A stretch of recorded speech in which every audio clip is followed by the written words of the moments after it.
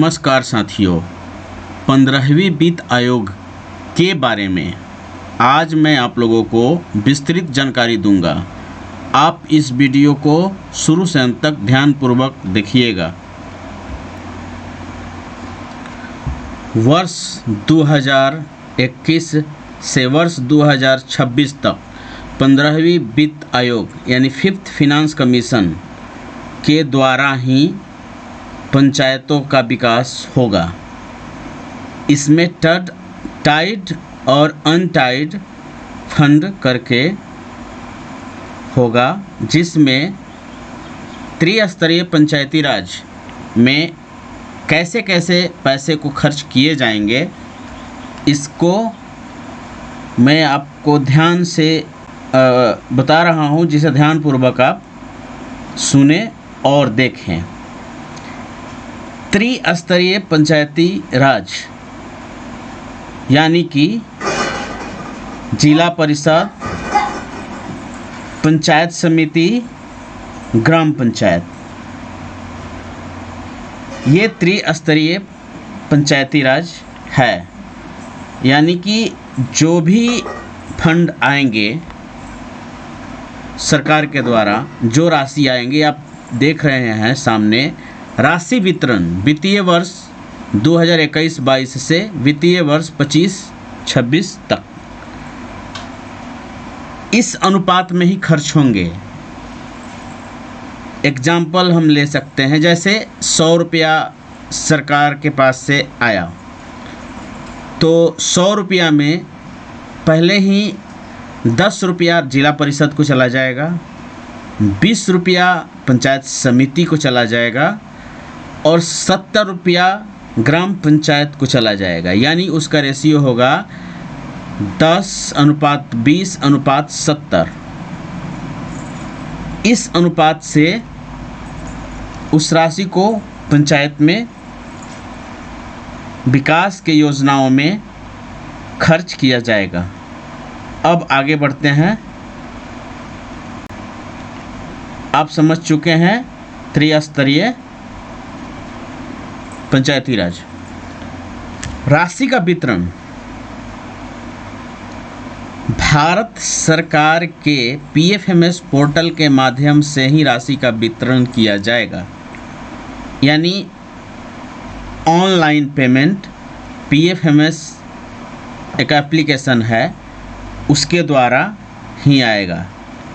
यानी भारत सरकार PFMS portal के माध्यम से ही राशि का वितरण किया जाएगा।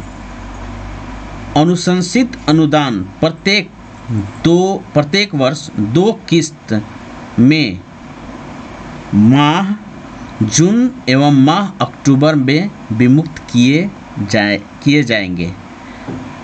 मतलब जो राशि आएगा प्रत्येक वर्ष 2 किस्त में आएंगे, जून माह में और अक्टूबर माह में किस्त आएंगे। राज्य सरकार अनुदान प्राप्ति के 10 दिनों के अंदर त्रिस्तरीय पंचायती राज संस्थाओं को हस्तांतरित कर देगी, अन्यथा प्रभावी ब्याज का भी भुगतान करना पड़ेगा।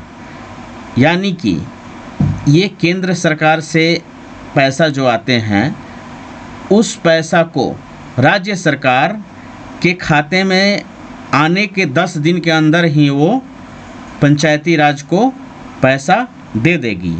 यदि ऐसा नहीं कर पाती है तो जो बैंक का ब्याज दर उस समय चल रहा होगा, वो ब्याज दर के साथ देगी। आगे बढ़ते हैं। अब आगे राशि का उपयोग कैसे होगा, यहाँ थोड़ा सा ध्यान से देखने का ज़रूरत है। वित्तीय वर्ष 21-22 से 25-26 तक अनबाध्य कोष, अबाध्य कोष।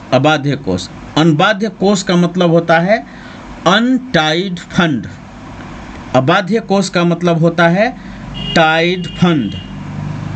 फिर अबाध्य कोष का मतलब होता है टाइड फंड। यानी कि जो राशि होंगे उसमें 40% अनटाइड हो जाएंगे। जैसे पंचायती राज को जो हिस्सा मिला उसमें 40% अनटाइड और 60% टाइड, तो 60% में 30% का बंटवारा हो जाएगा, जो कि इसमें निश्चित किया हुआ है कि किस किस मद में पैसा को खर्च किए जाएंगे। अबाध्य कोष यानी अनटाइड फंड में 11वीं अनुसूची के 29 विषयों के तहत आने वाले कार्यों का निष्पादन किया जा सकता है। राज्य सरकार द्वारा अनुमोदित बाह्य लेखा परीक्षा के लिए अवश्य व्यय होंगे। अब आ जाइए टाइड फंड। पहला 30% पेयजल, जल, वर्षा जल संचयन, जल पुनर्चक्रण। फिर टाइड का 30% खर्च नाली, अहरा हाट, बाजार, मेला, सड़क इत्यादि का साफ सफाई में। मानव मल का प्रबंधन एवं शोधन, मलय गाद का प्रबंधन एवं शोधन, परिवार अपशिष्ट का प्रबंधन एवं शोधन। ODF की स्थिति को अनुरक्षित करना। ODF के मतलब होता है जहाँ जिस पंचायत में व्यक्ति बाहर शौच करने नहीं जाते हों। अब ग्राम पंचायत स्तरीय गतिविधि अनटाइड हम बताए थे 40% वाला, जो यहाँ विस्तृत रूप से मद वाइज लिखा हुआ है, मैं आपको सुना रहा हूँ। Basic grant, untied basic grant में पहला सोलर स्ट्रीट लाइट, मुख्यमंत्री सोलर स्ट्रीट लाइट योजना के मार्गदर्शिका के अनुसार।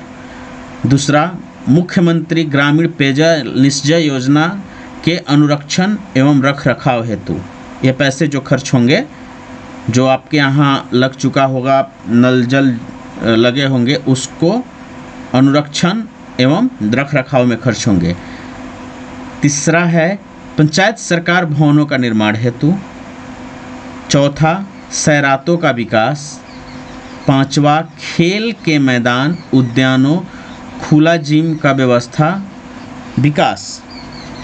6 नंबर, प्राथमिक विद्यालय, आंगनवाड़ी केंद्रों के सुविधाओं का विकास। पंचायत में अवस्थित सार्वजनिक भवनों का दीर्घकालीन रख रखाव। 8वां है सौदाह गृह, विद्युत सौदाह गृह। 9वां, बस स्टैंड, ऑटो स्टैंड, यात्री शेड का निर्माण। 10वां, सामुदायिक भवन का निर्माण। यानी जो अनटाइड से पैसे आएंगे इस मद में खर्चे होंगे। अब टाइड ग्रांट का बात करें तो टाइड ग्रांट का 30% जो है स्वच्छता एवं खुले में स्वच्छ मुक्त यानी ODF का मतलब यही होता है कि जिस पंचायत में पूर्णतः शौचालय बना हुआ हो और उस पंचायत के लोग खुले में स्वच्छ शौच करने नहीं जाते हों, उसमें 1 नंबर ठोस एवं तरल अवशिष्ट प्रबंधन में पैसे खर्च होंगे। अब आ गया टाइड ग्रांट का 30%। पेयजल आपूर्ति, वर्षा जल संचयन एवं पुनर्चक्रण, इसका 1 नंबर है। पेयजल आपूर्ति, सार्वजनिक कुओं का जीर्णोद्धार, वर्षा जल संचयन एवं पुनर्चक्रण। 2 नंबर है छठ घाट का निर्माण।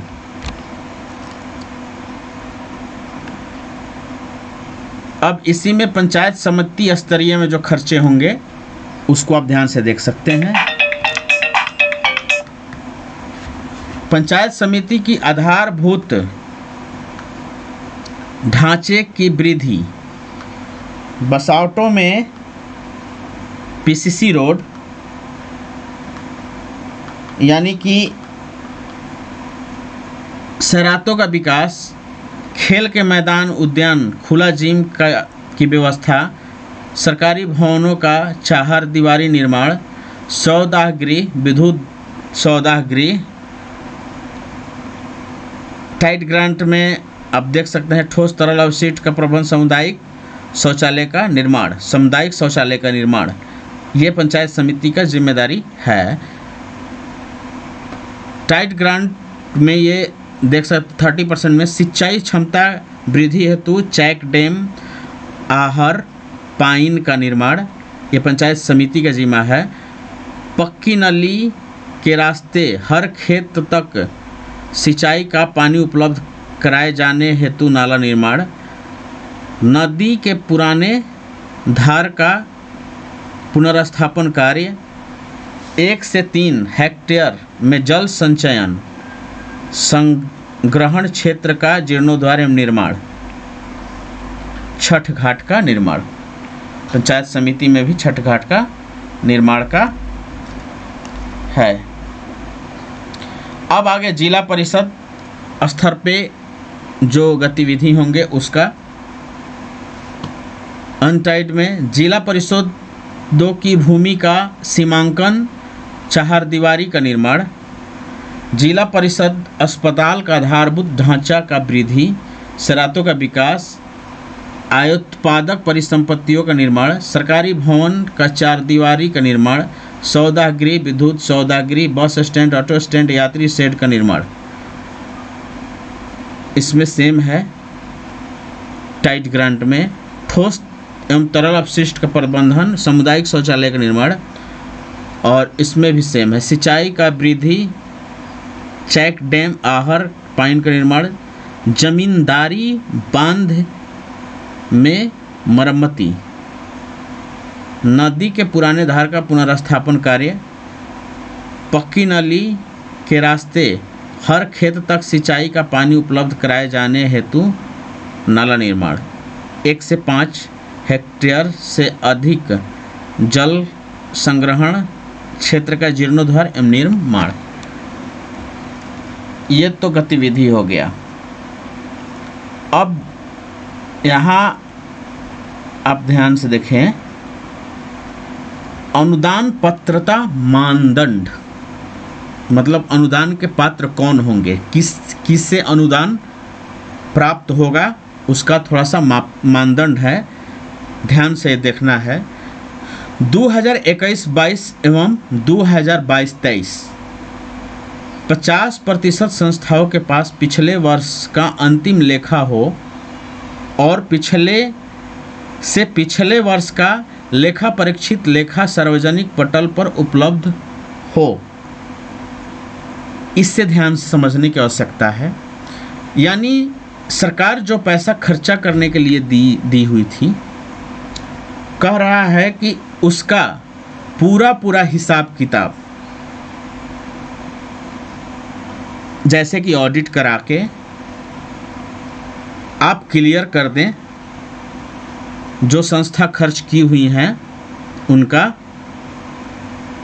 21-22 और 22-23, यदि ये सारा हिसाब किताब हो गया होगा तो ही पैसा आप अगले वर्ष का प्राप्त कर सकते हैं।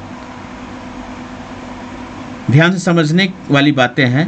उक्त शर्त पूर्णता के पश्चात ही अनुदान प्राप्त किया जा सकेगा। यानी साफ तौर पे यहाँ लिखा हुआ है, जो शर्त आप पूरा कीजिएगा उसके बाद ही आपको अनुदान मिलेगा। यानी पैसा पंचायती राज या जिला परिषद या पंचायत सचिव, पंचायत समिति को प्राप्त होगा। अब यहाँ देखिए 23-24, 24-25 एवं 25-26 संस्थाओं के पास पिछले वर्ष का अंतिम लेखा हो, पिछले वर्ष का लेखा परीक्षित लेखा सार्वजनिक पोर्टल पर उपलब्ध हो, उन्हें ऑनलाइन उपलब्ध करवाया गया हो, उक्त शर्त का पूर्णता के पश्चात ही तीसरे वर्ष का अनुदान प्राप्त किया जा सकेगा। यानी टोटली ये समझे कि आपको जो भी पैसा पंचायत या जिला परिषद या पंचायत समिति को दिया गया है विकास करने के लिए, उसका पूरा हिसाब समय से आपको सरकार को दे देना है। उसके बाद ही आप अगला अनुदान प्राप्त कर सकते हैं, अन्यथा आपको अनुदान प्राप्त नहीं होगा।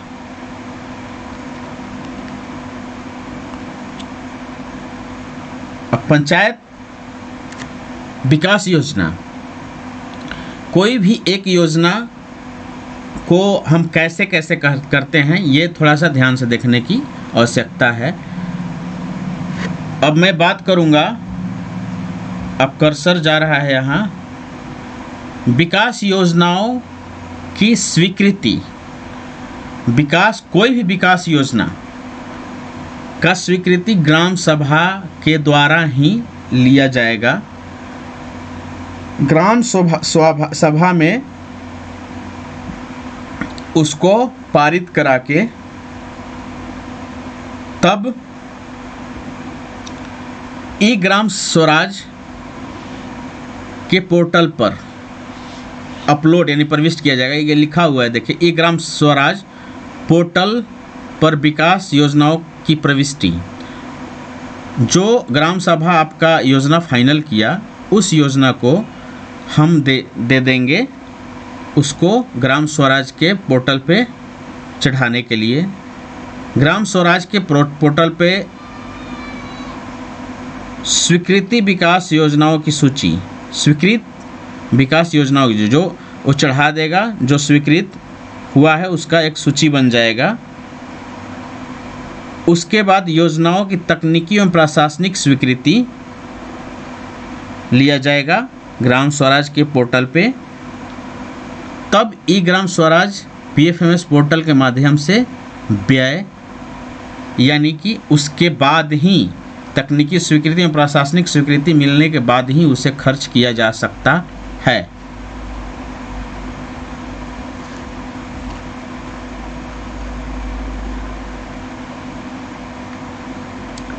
पंचायत विकास योजना, विकास योजनाओं की स्वीकृति। उसके बाद ई ग्राम स्वराज पर विकास योजनाओं के प्रविष्ट और स्वीकृति विकास योजनाओं की सूची। ये एक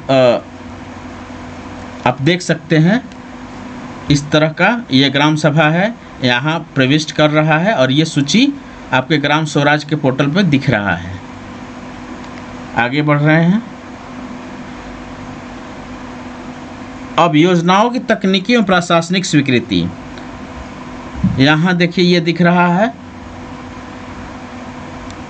और ये प्रशासनिक, तकनीकी स्वीकृति यहाँ है, प्रशासनिक स्वीकृति। ई ग्राम स्वराज पोर्टल के माध्यम से व्यय यानी पेमेंट वाउचर, पेमेंट वाउचर ये बनाया हुआ है। कैसे बनेगा, ये तकनीकी बातें हैं, ये लेखापाल जो अभी अकाउंटेंट हैं या संबंधित जो भी इसके लिए नियुक्त किए गए हैं, वो व्यक्ति पेमेंट करेंगे आपके वेंडर के अकाउंट पे, उससे रिलेटेड है।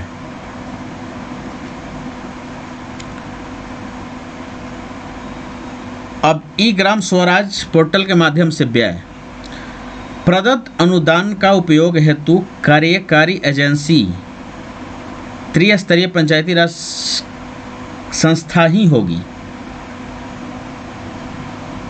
उप विकास आयुक्त सह मुख्य कार्यपालक पदाधिकारी, जिला परिषद, जिला पंचायती राज पदाधिकारी अनुदान का सर्वोत्तम उपयोग सुनिश्चित करने हेतु पर्यवेक्षण एवं अनुरक्षण के लिए उत्तरदायी होंगे।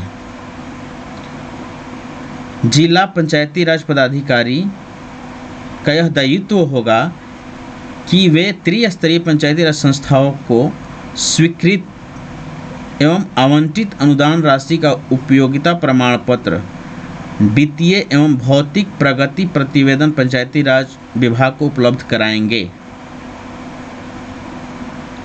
ये मुख्य बातें हैं, इसको आप ध्यान से देख सकते हैं। यानी जो भी योजना पर काम होंगे त्रिस्तरीय पंचायती राज के द्वारा किया जाएगा। त्रिस्तरीय पंचायती राज का मतलब आप समझ रहे हैं, जिला परिषद, पंचायत समिति और पंचायत, ग्राम पंचायत। उसको पर्यवेक्षण एवं अनुश्रवण के लिए उप विकास आयुक्त, सह कार्यपालक पदाधिकारी, जिला परिषद एवं पंचायती राज पदाधिकारी का अनुदान सर्वोत्तम उपयोग सुनिश्चित करना ही है। जिला पंचायती राज पदाधिकारी का यह दायित्व होगा कि वह त्रिस्तरीय पंचायती राज का स्वीकृति एवं आवंटन का अनुदान राशि, उपयोगिता प्रमाण पत्र ये पंचायती राज विभाग को देंगे।